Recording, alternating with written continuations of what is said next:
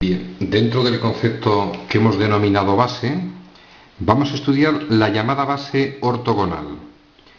Concretamente, un caso muy especial de base ortogonal, la base ortonormal o canónica. Nos ponemos en situación, concepto bastante sencillo. Tres vectores no nulos, vamos a representarlos IJK, linealmente independientes, lo que equivaldría a decir que no están en el mismo plano, constituyen una base. Y se suele simbolizar de esta forma. Base, en este caso formada por los vectores IJK. Repetimos, si tenemos tres vectores en el espacio que no son nulos, si esos vectores no están en el mismo plano, lo que va a conllevar que son linealmente independientes, van a constituir una base. Vamos a ver en su momento gráficamente qué es una base y vamos a ver para qué sirve la base. Dentro de las bases, especial atención a la llamada base ortogonal. Va a estar formada por tres vectores IJK perpendiculares 2 a 2. Es decir, esos vectores entre sí, 2 a 2, deben formar 90 grados. Y dentro de las bases ortogonales, el caso más importante, que es el que nosotros vamos a estudiar este año, es la llamada base ortonormal o canónica.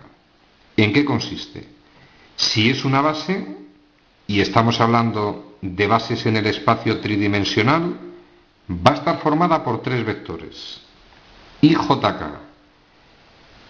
Para que sea ortonormal, esos vectores tienen que ser perpendiculares 2 a 2. Y además, el módulo de esos vectores tiene que medir la unidad. Es decir, toda base ortonormal o canónica es ortogonal, pero no toda base ortogonal es ortonormal. Vamos a pasar a la siguiente lámina. Vamos con un ejemplo bastante sencillo de entender. Mirad, tenemos lo que se denomina un espacio tridimensional. Nos vamos a encontrar gráficos de este tipo. Se supone eje X, concretamente sería parte positiva. Tenemos el eje Y en su parte positiva. Tenemos el eje Z en su parte positiva. Por eso se denomina espacio tridimensional. Tres ejes o dimensiones. Detalle curioso. En el eje X hemos situado el vector Y. En el eje Y hemos situado el vector J y hemos situado el vector K en el eje Z. Voy a analizar esos vectores. Es evidente que esos vectores entre sí forman un ángulo de 90 grados 2 a 2. Y con J forma 90 grados, J con K forma 90 grados, K con J forma 90 grados, 2 a 2 son perpendiculares. Segunda condición, el módulo del vector Y mide una unidad, la longitud o módulo del vector J mide una unidad, longitud o módulo del vector K mide una unidad. Estamos ante una base ortonormal. Tres vectores que son linealmente independientes, dado que no están en el mismo plano y sus módulos miden la unidad, forman una base ortonormal. ¿Y esto para qué? Pues mirad, si yo tengo un vector simbolizado con la letra V y tengo tres vectores que forman base en el espacio, concretamente una base ortonormal, cualquier vector que yo tome lo puedo expresar en función de dichos vectores de la base. Dicho con elegancia matemática, cualquier vector V se puede expresar en combinación lineal de esos vectores.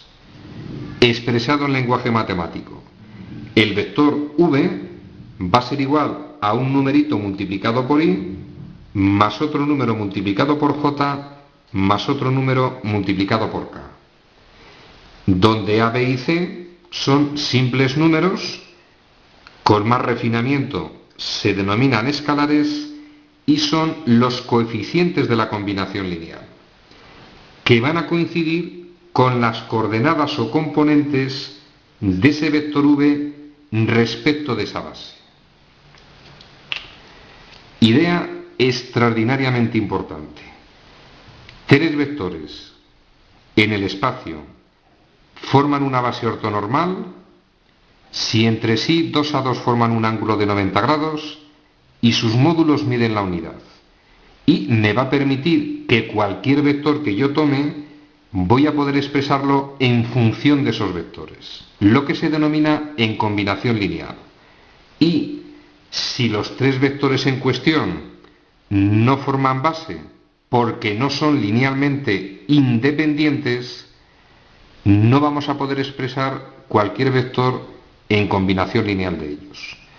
Vamos a hacer ejercicios para entender y practicar el concepto de base, porque digamos que es la esencia de la geometría.